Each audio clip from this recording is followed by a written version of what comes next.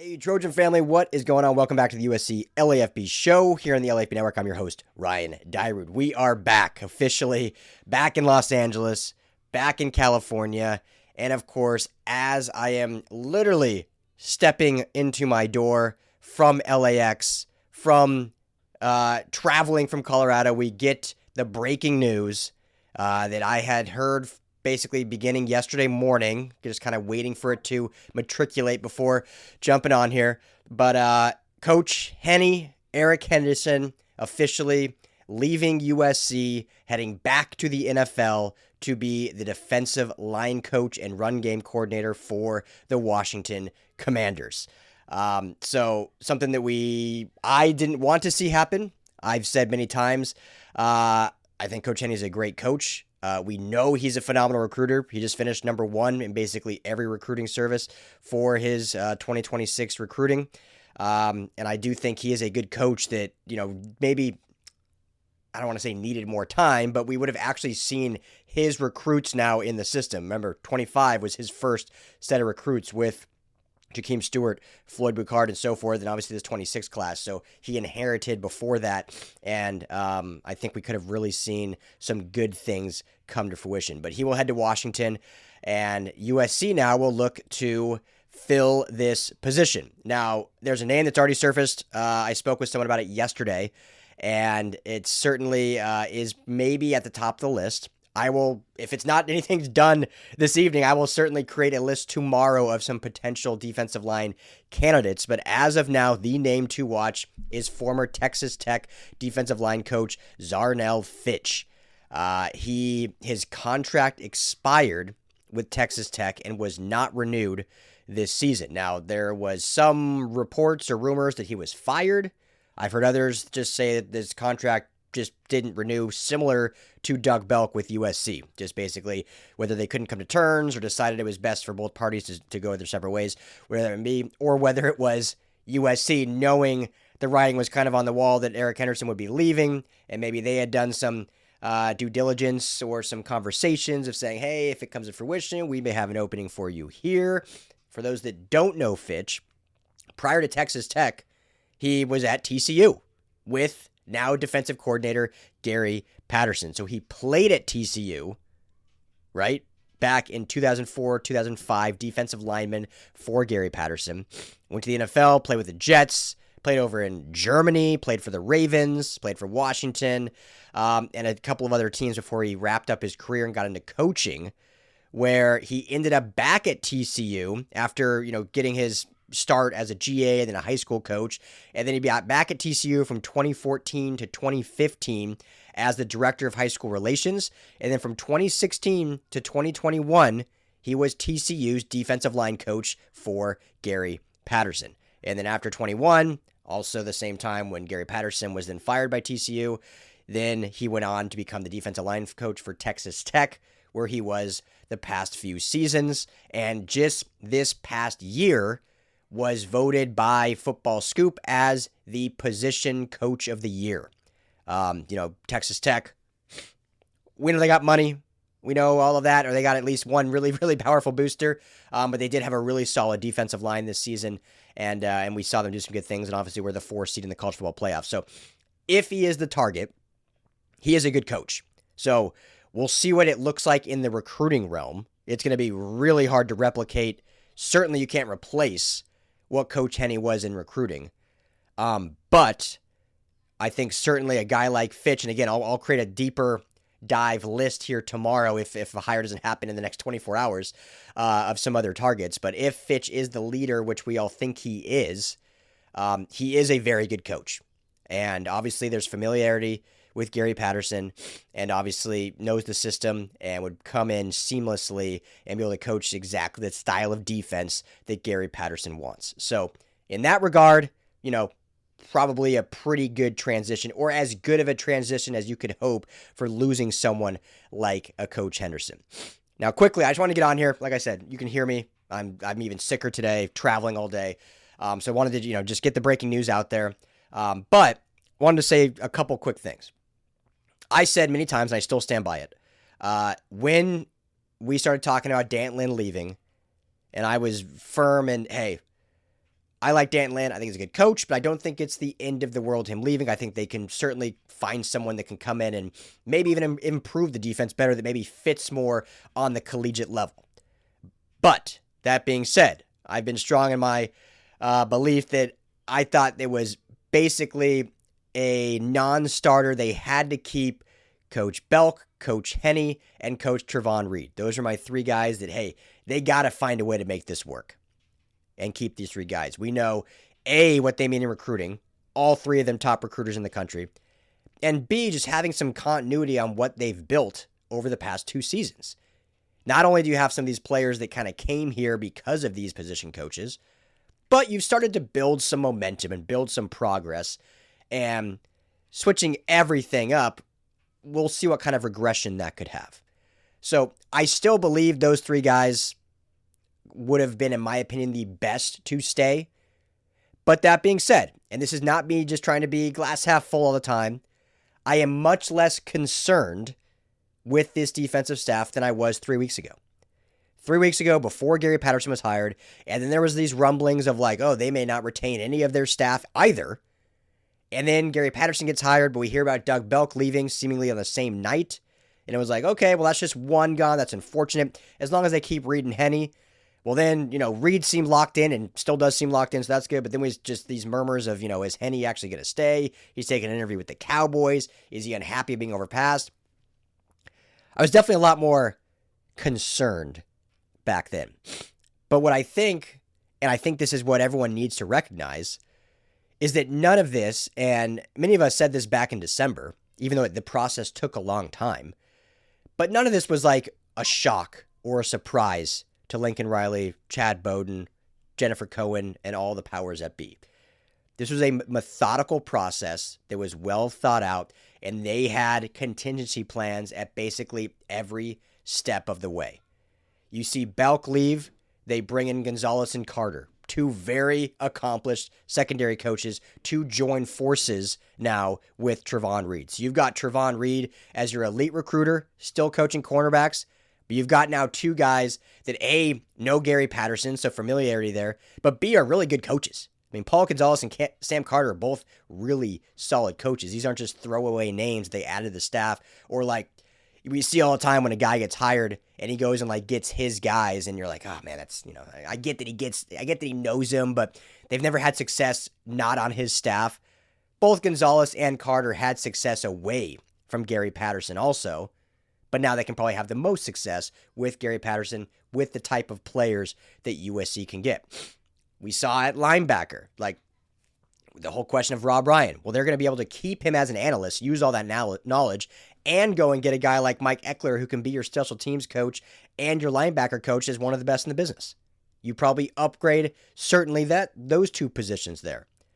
You retain Coach Nua, who I think is a very underrated, certainly in recruiting and relations, but I think is an underrated edge coach. And, guys like Luke Wafel love Coach Nua. When you look at the true edge room, he's got the ear of those guys.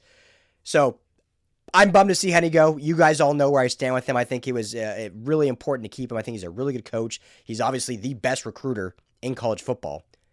But because of the way USC has gone about this, I am less concerned than I was 3 weeks ago. 3 weeks ago, if we knew for a fact Henne was leaving, I would have dialed back the positivity a little bit. I'll say that much. I'd have been a little bit more concerned, but I think they'll be just fine. I think it's good, too, that he went back to the NFL, didn't go to some, competing collegiate team, goes to the NFL with the same position, so you kind of can see, and I don't mean this in any respect, everyone knows how much I love Henne, but maybe not quite ready for that jump to DC just yet. Go get his chops more in the NFL. I really think he will be a DC one day, but then fill this position and just now move forward into the true offseason workout program. So this hopefully now, once this position's filled, will be the last time we're talking about any coaching other than just maybe some additions, some additional guys, but no more leaving or anything like that this offseason. The secret is out. With millions of younger-looking customers across the country, Plexiderm is one of the most highly sought-after products on the market. It visibly shrinks under eye bags and smooths out crow's feet in minutes, and the effects last up to 10 hours. Influencers love it, magazines feature it, and people just can't get enough of it. As a matter of fact, Elle Magazine gave it an Editor's Choice Award as Best Instant Wrinkle Filler for 2025. In as little as 10 minutes, Plexiderm reduces the appearance of fine lines, wrinkles, and those dreaded under-eye bags. So yes, you can look years younger in minutes, and the effects last for hours. No surgery, no gimmicks, just results. The best news, you can try Plexiderm for only $14.95. Plus, get free shipping. Don't wait. Order Plexiderm today. Visit plexiderm.com/special. That's plexiderm.com/special. Paid for by Sheer Science. A Mochi moment from Sadie, who writes, I'm not crying, you're crying. This is what I said during my first appointment with my physician at Mochi, because I didn't have to convince him I needed a GLP-1. He understood, and I felt supported, not judged. I came for the weight loss and stayed for the empathy. Thanks, Sadie. I'm Myra Ahmed, founder of Mochi Health. To find your Mochi moment, visit joinmochi.com. Sadie is a Mochi member compensated for her story. So let me know your guys' thoughts. I don't think anyone would be happy with the move, but is anyone really concerned? Are you overly more excited about the prospect of who could come in? Let me know your thoughts in the comments below. And two last things, let's say. Because the big concern for most people in regards to all the three guys I mentioned, Reed, Belk, and Henny, was the recruiting and the guys they brought in. Would they lose anyone from these guys leaving? And, you can't guarantee you won't. You can't guarantee. I mean, they're pretty much locked in now with their NIL contracts for this season. But, we'll see what happens in the next offseason. I'm definitely not looking to 2027 yet. We're looking at here and now. But that was always the big concern. Jakeem Stewart, Floyd Boucard, Jamian Winfield. On the secondary, RJ Sermons, go down the list. Like, are these guys, Alex Graham, are they locked in? And so 2 points on that. One, you have NIL now. So guys are kind of like, yeah, we've seen some guys go against these contracts like Mensa over at Duke. We saw up in Washington and try to do that, but he ended up going back and ended up staying. There's ways to work around it, but it's unless you are really unhappy, it's not worth it. It's a nightmare. So usually NIL alleviates a lot of that. Like, you're pretty locked in with that regard.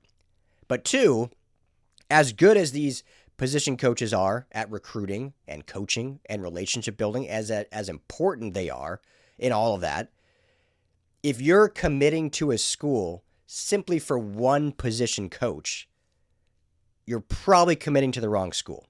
You probably have the wrong ideals or foreshadowing of your future in place, because nothing's guaranteed.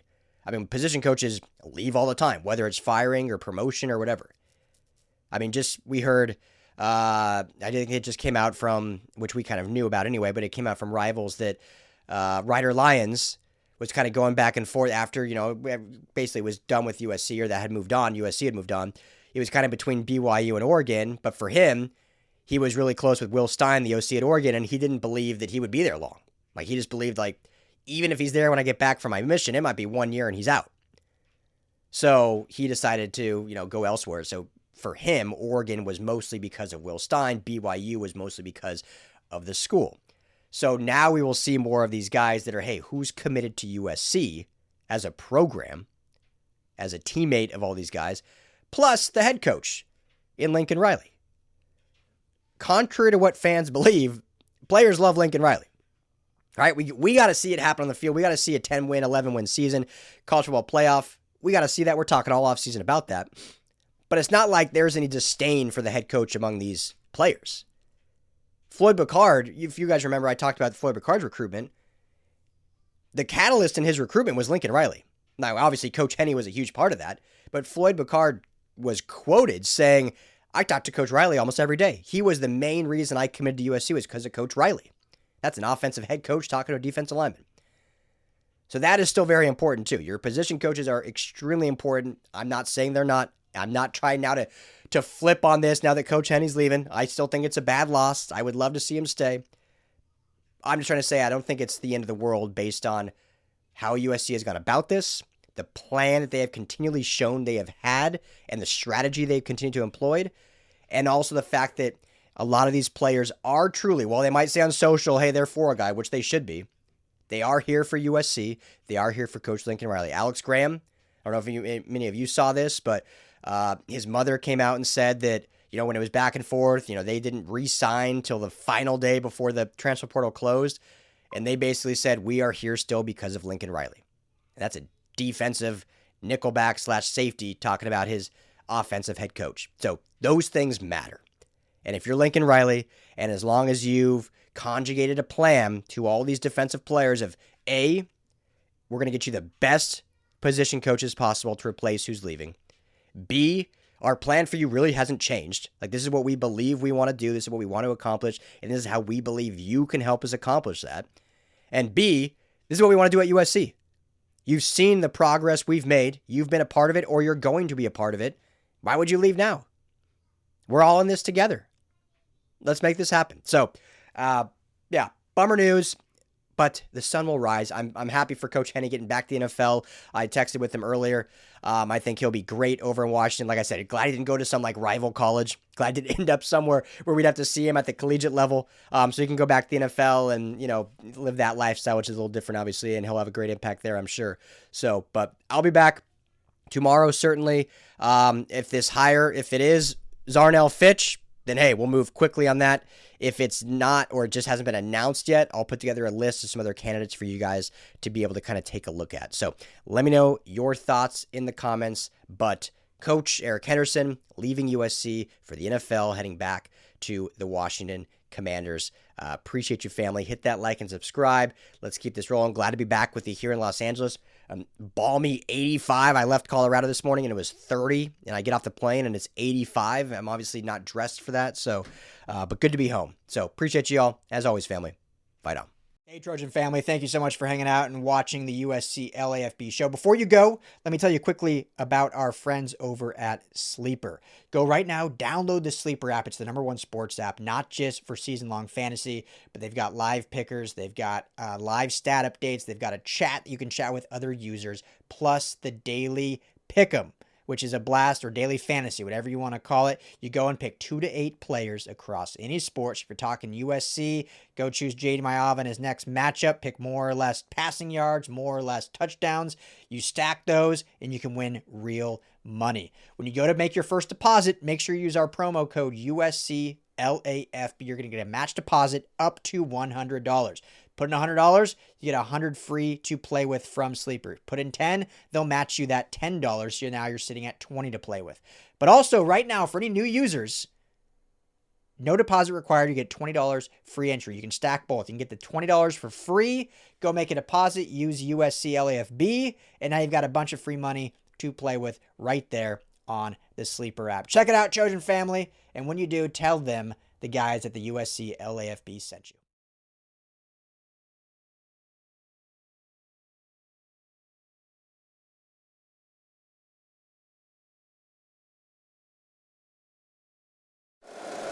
If you like the show, please take a moment to rate, review, and subscribe. It really does help the show to grow. Thank you for listening.